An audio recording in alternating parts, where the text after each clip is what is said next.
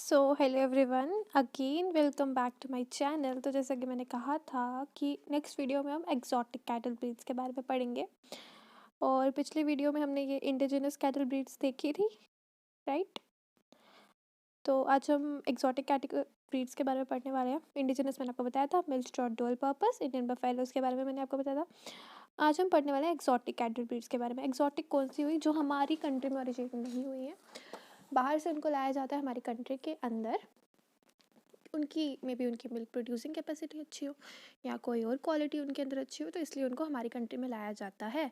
तो हम कौन कौन सी वाली पढ़ने वाले हैं जो यहाँ पे हाईलाइटेड है, होलिस्टीन फ्राइजियन, जर्सी और रेड डेन हम पढ़ेंगे। तो हम स्टार्ट करने वाले हैं, यहाँ से स्टार्ट करें होलिस्टीन फ्राइजियन से। तो इसका सबसे पहले मैं आपको साइंटिफिक नेम बता देती हूँ, बस प्रीमीजीनियस। याद रख सकते हैं, बस तो तुम्हें पता ही है, जो हम बस चलाते हैं। और प्रीमी और आगे जीनियस, PRIMIGENIUS लिख के बता दूँ मैं, राइट हेयर।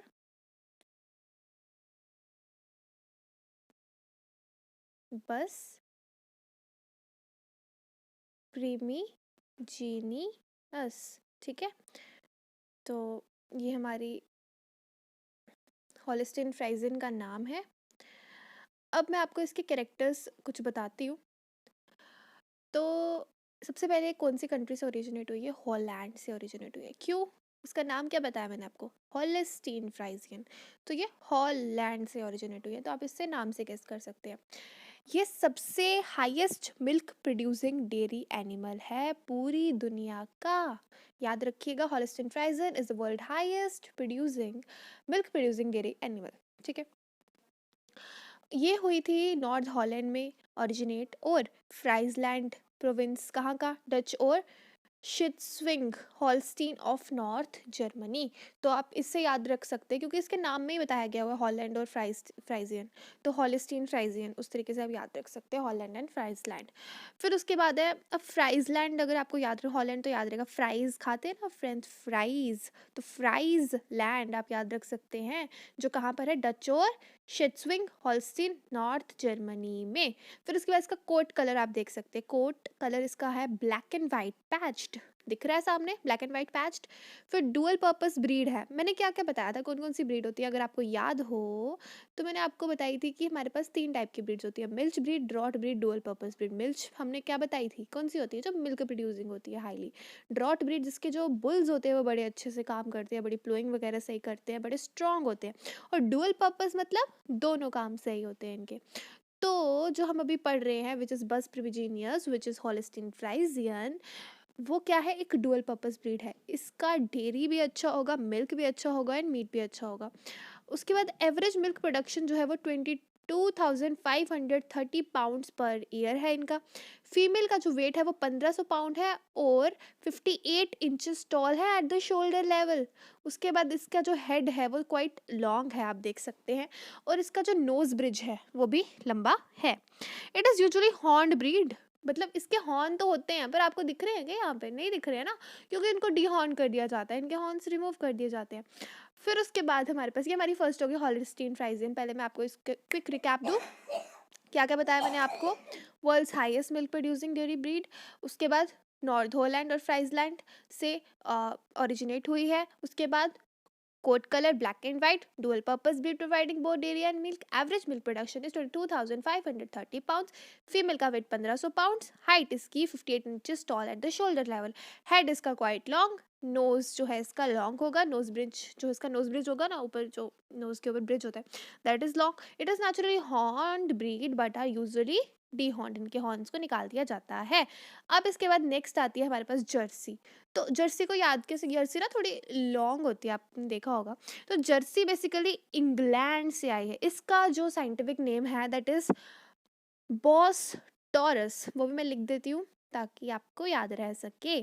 साइंटिफिक नेम से ना थोड़ा इंप्रेशन अच्छा पड़ता है। मुझे पता नहीं स्पेसिफिकली एग्जाम में बोला जाएगा साइंटिफिक नेम पढ़ो, बट अगर आप लिख दोगे तो आपका जो इम्प्रेशन होगा ना वो अच्छा पड़ेगा, लगेगा कि नहीं बंदा पढ़ के आया, ऐसे ही कुछ कुछ नहीं लिख रहा है। तो बॉस टॉरस ये आता है हमारे इंग्लैंड से आई हैं। तो आपको पता होगा साइंटिफिक नेम को अंडरलाइन करते मैं समझा रही हूँ, तो I can't do it right now, ठीक है। तो बॉस टॉरस इंग्लैंड से है ये। जर्सी इसका नेम है। Dairy breed originating in channel island of Jersey region of England. कहाँ पे ओरिजिनेट हुई थी ये? जर्सी रीजन में, इंग्लैंड के। Colour is usually shade of fawn और क्रीम। आप क्रीमिश क्रीमिश कलर देख रहे हैं आप इसका। साइज थोड़ा स्मॉल होता है, डोसाइल होती है। और इसका जो हॉर्न होगा ना, वो शॉर्ट होगा। मुझे समझ नहीं आ रही इन पिक्चर्स में हॉर्न क्यों नहीं दिखाई दे रहे हैं, मैं जो भी शो कर रही हूँ। तो इसके हॉर्न बड़े छोटे होंगे। Adaptable to a wide range of conditions, तो ये भी अडेप्टेबल होगी बड़ी ज़्यादा कंडीशंस में। इसकी जो मिल्क हो गया ना, वो उसके अंदर बटर फैट बड़ा ज़्यादा होगा, ठीक है। कहते हैं ना कैसे फैट होता है ना, थोड़ा ऑयली ऑयली सा, तो दैट फैट इज हैवी, ज़्यादा होता है इसके अंदर, हाई होता है इसके मिल्क में। लोअर मेंटेनेंस रिक्वायरमेंट्स, इसकी मेंटेनेंस भी ज़्यादा नहीं है। और इसकी ग्रेजिंग एबिलिटी भी बहुत अच्छी है। तो ये हो गई हमारी boss taurus which is Jersey. आप याद रखेंगे हॉलिस्टीन फ्राइजियन जिसका नाम क्या है, बस प्रिमिजीनियस। जर्सी जिसका नाम है बॉस टॉरस, ये कहाँ से आई है? इंग्लैंड से। अब हम नेक्स्ट वाली ब्रीड जो है हम अपनी पढ़ने वाले हैं। आप इसको देख सकते हैं, हमारी सुंदर सी ब्रीड है जिसका नाम है रेड डेन। इसका कलर है रेड, रेड रेड कलर देख रहे हैं आप, इसका सॉलिड रेड कलर आपको दिखाई दे रहा होगा। और जो इसका बुल्स होते हैं ना, वो उससे भी ज़्यादा ज़्यादा रेड होते हैं। तो पहले आप बता दूं मैं आपको, रेड डेन है। डेन मतलब डेन, डेनमार्क। रेड डेन से डेनमार्क से है। मेजर डेयरी कैटल ब्रीड है ये नॉर्थ यूरोप की। The breed was developed in Denmark, इसको डेनमार्क में डेवलप किया गया था। इसका जो कोट कलर है ये सॉलिड रेड दिख रहा होगा आपको, दिख रहा है। बुल्स जो होते हैं वो इससे भी ज़्यादा डार्कर रेड टिंज के होते हैं। Has good immune system, immune system बहुत सही है इसका। और रेयरली सफ़र, इसको बहुत मुश्किल, मतलब प्रॉब्लम्स नहीं होती इसको ज़्यादा, इम्यून सिस्टम के रिलेटेड हेल्थ प्रॉब्लम्स नहीं होती इसको। Very adaptable to varying climates and are generally heat tolerant. अलग अलग क्लाइमेट में सर्वाइव कर जाएगी, हीट टॉलरेंट होगी, कोल्डर वेदर में भी थ्राइव कर जाएगी। Medium to large size breed with small horn. ये इसका साइज जो होता है ना, वो छोटा और उससे थोड़ा बड़ा भी हो सकता है, मतलब बिल्कुल स्मॉल नहीं होगा, मीडियम से लार्ज होगा। लेकिन इसके जो हॉर्न होंगे ना, वो छोटे होंगे। उसके बाद इसकी एवरेज मिल्क प्रोडक्शन है 8,000 kg ऑफ मिल्क पर लैक्टेशन।